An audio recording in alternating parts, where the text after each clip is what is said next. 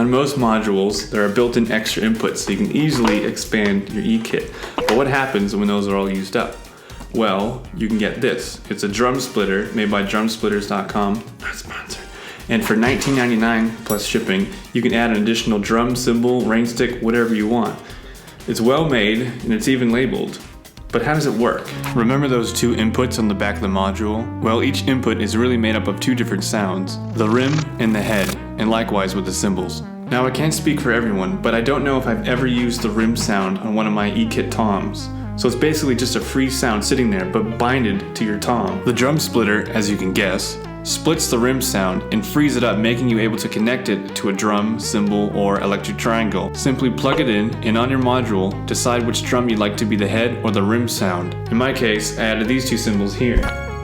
And then you just adjust your settings and your sounds, and that's it.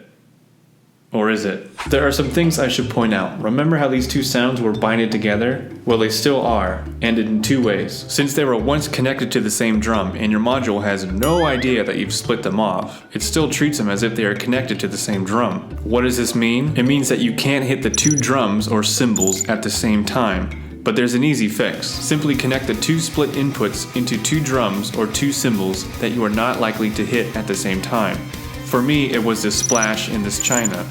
I'm not going to hit those at the same time. So there's an easy fix, but there's more. Now, at least on this Roland module, the rim and the head share the same trigger setting. So that means if your newly added cymbal or tom isn't triggering properly, you can't adjust them individually. The settings will only change both split triggers at the same time. Now, this isn't much of a problem if you're adding a standard V drum or V cymbal, since they are basically plug and play without a need to adjust them. You will run into this problem if you have a hybrid drum set like this one. So what I did was find a happy medium that works well with both cymbals. I would recommend keeping your new additions similar, like make them two cymbals or two toms, not one cymbal and one tom. This will help keep the trigger settings similar.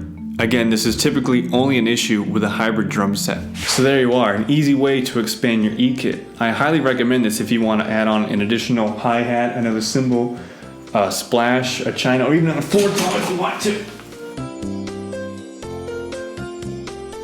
My heartbeat's racing because I know I'm gonna fall and I don't want to knock my computer over.